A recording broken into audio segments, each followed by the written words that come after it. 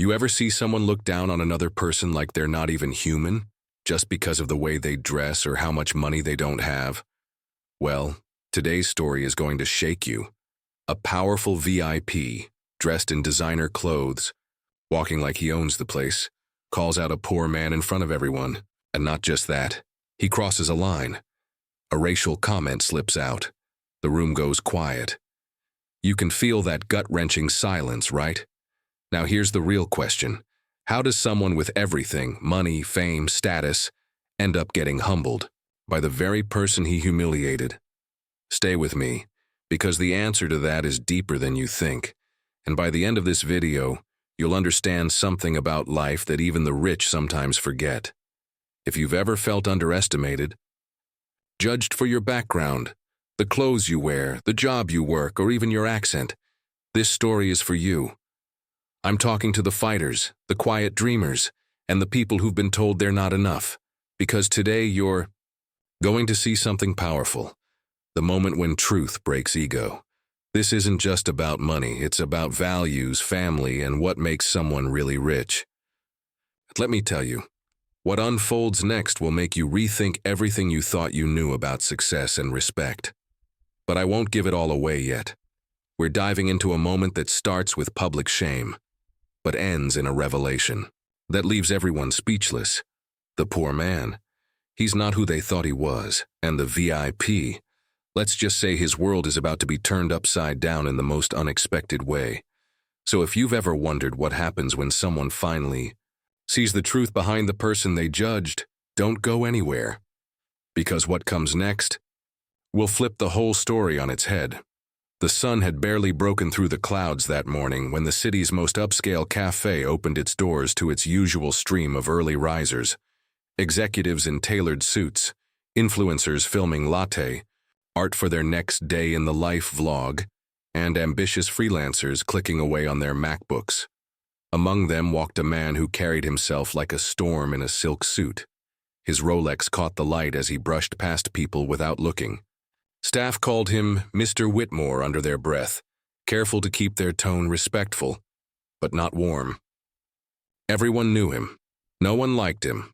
A major investor, known for his ruthless real estate takeovers and frequent features in business vlogs, Whitmore was the kind of man who saw life as a ladder, one he had climbed faster than most, with little care for who he stepped on along the way. He sat at his favorite table, the one by the window where the morning light flattered his features, and the view of the poor, bustling street outside fed his sense of triumph. A man like him didn't believe in humble beginnings. He believed in dominance, power, and control. That's what made what happened next so jarring. While he sipped his custom blend espresso, a man stepped in. No fanfare, no expensive cologne. His clothes were mismatched, boots worn down from walking more miles than most drive in a week. He carried a small cloth bag, something out of place in the marble-floored cafe. Heads turned, eyes rolled. One barista, new on the job, looked toward her manager with hesitation.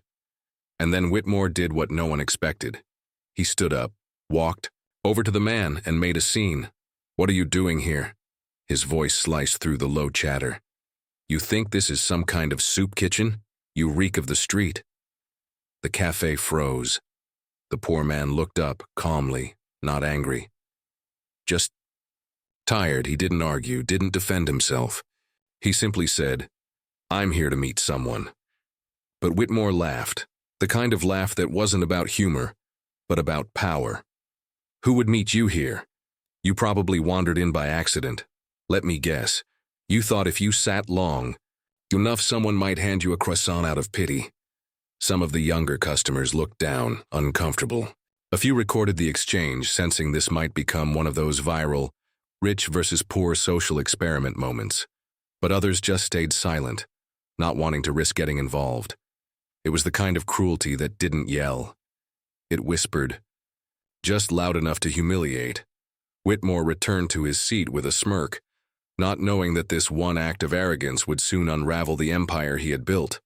What no one knew was that the man he mocked wasn't homeless. He had a past, a life, a family. He was once in a position not unlike Whitmore's, successful, respected, driven, until one moment cost him everything. The story of how he got here is one of those you only hear whispered in alleyways or written about in forgotten blogs that talk about the cruelty of corporate greed. Years ago, he exposed a major financial scam involving a global tech firm. He was the whistleblower, and in doing what he thought was right, he lost his job, his credibility, and the safety his family had once enjoyed. Now, he lived with his teenage daughter in a one-bedroom unit on the edge of the city, surviving off odd jobs and quiet determination. Every day was a struggle, but not one without dignity. Today wasn't a random stop. He had received a letter, anonymous, asking him to meet someone at this exact cafe, this exact hour. The letter mentioned something about closure, answers, a job. He didn't know.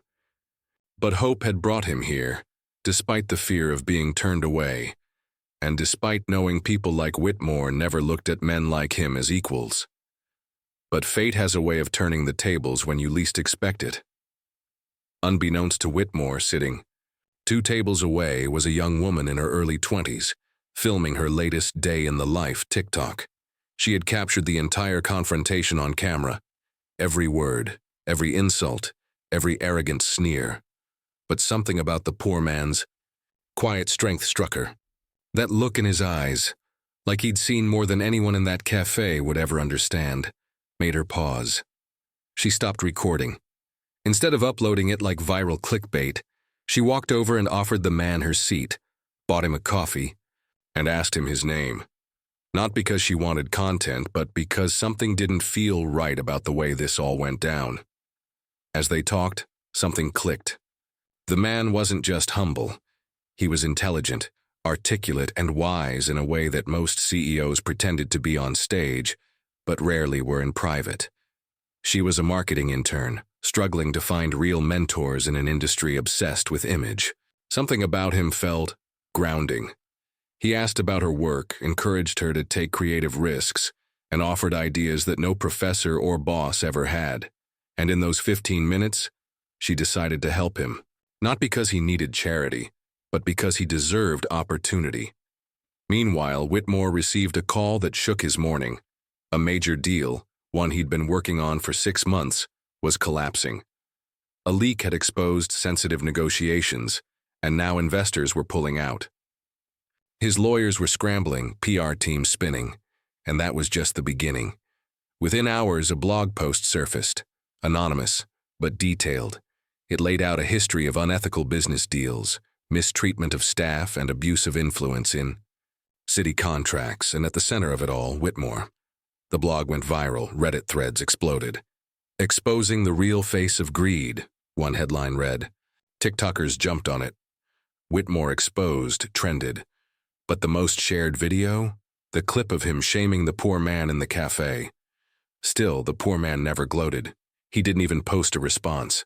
He remained quiet, working nights at a nonprofit that helped at-risk youth get their GEDs.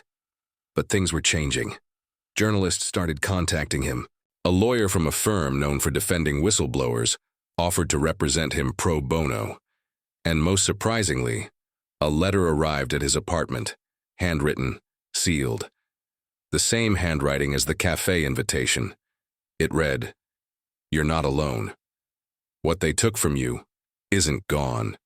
It's just hidden. Meet me at the old library next Friday. There's something you need to see." And now the real mystery began. Who had sent the original letter? Who knew his story, and why now? Was this a trap, a chance at redemption, or something far more complicated? Whitmore, now spiraling, hired a private investigator to track down whoever had leaked the blog. He wanted revenge, control. But what he'd find would lead him to a past he thought was buried. And the truth would connect him to the man he tried to humiliate in a way that neither of them could have imagined.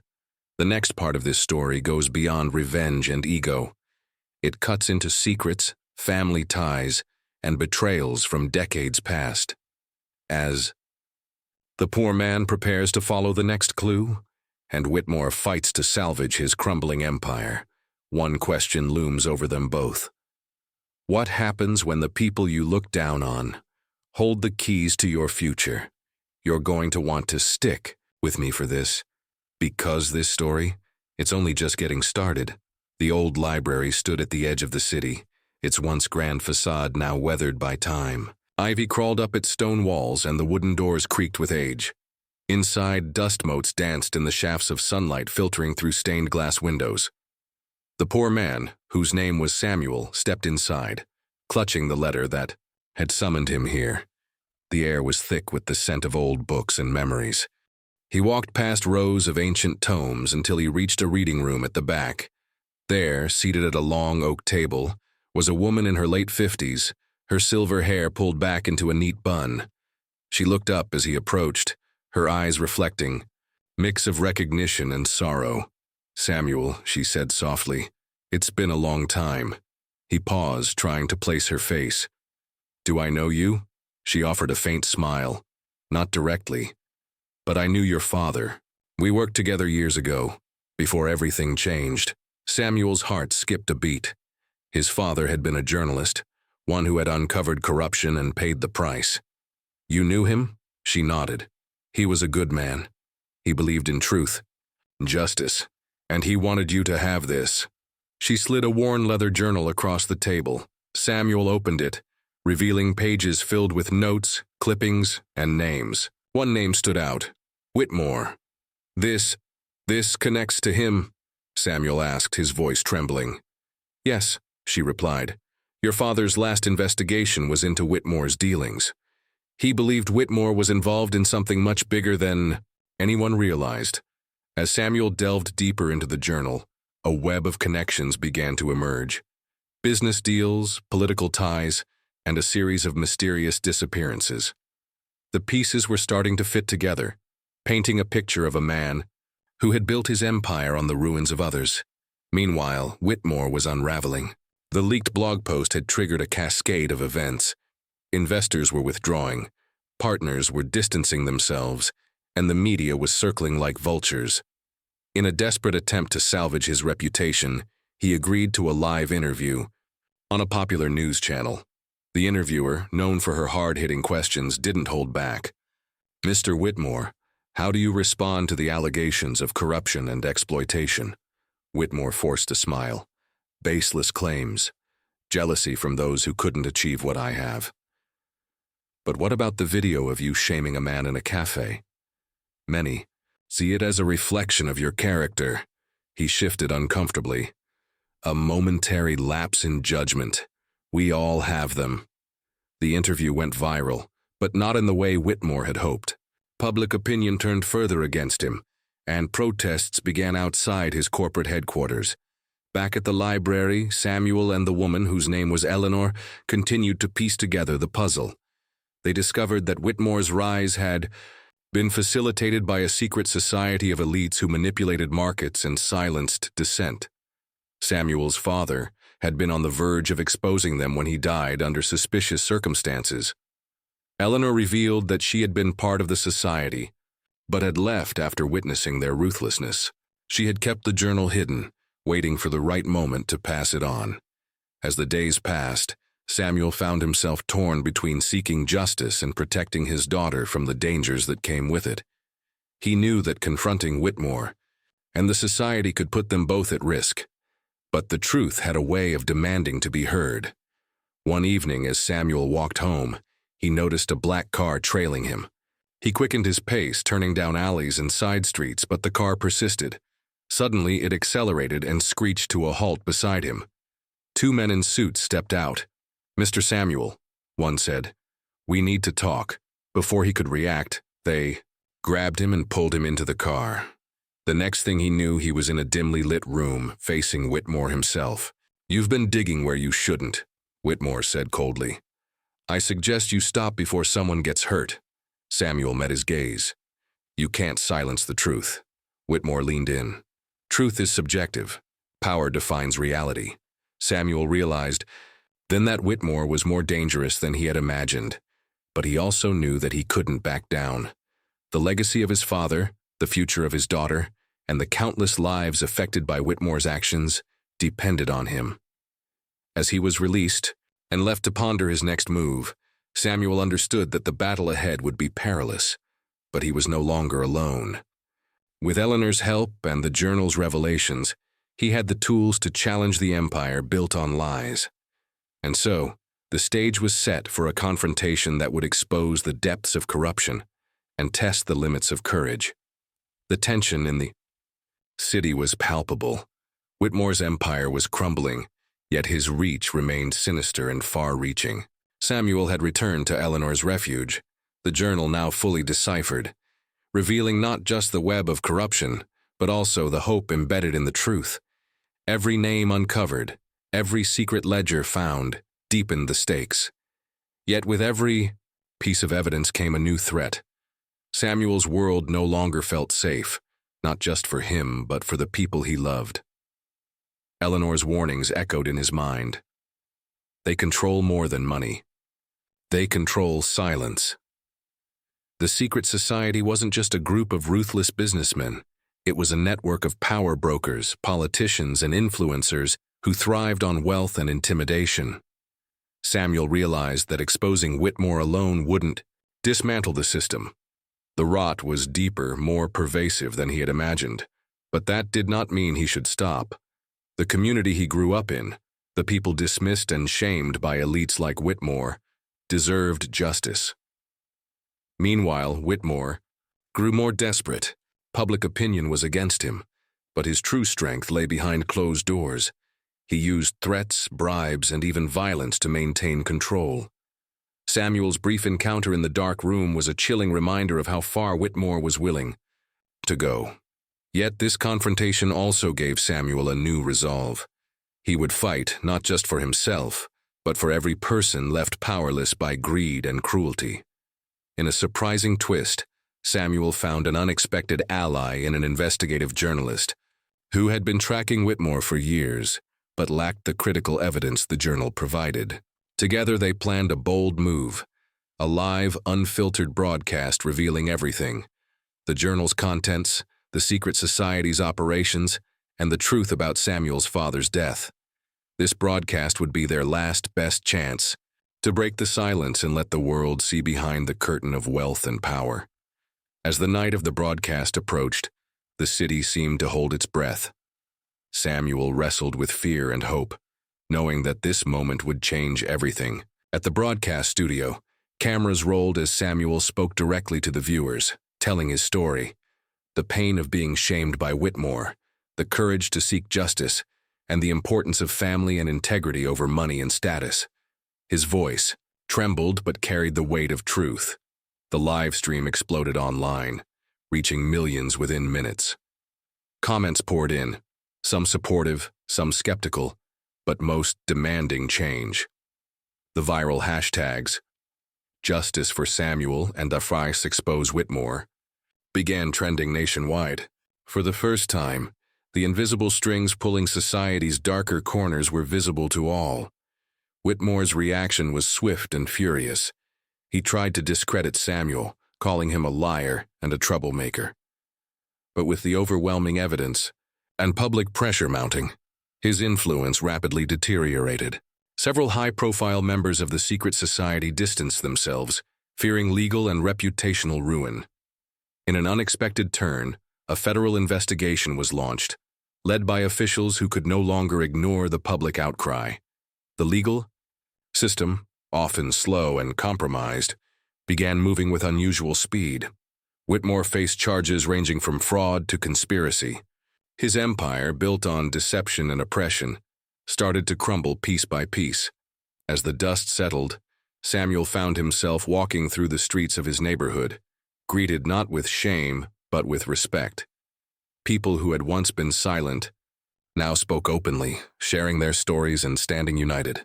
Samuel's daughter, once shielded from the harsh realities, now understood the power of courage and truth. But just as Samuel thought the nightmare was over, Eleanor revealed a final secret. The journal contained a hidden letter from Samuel's father, written days before his death.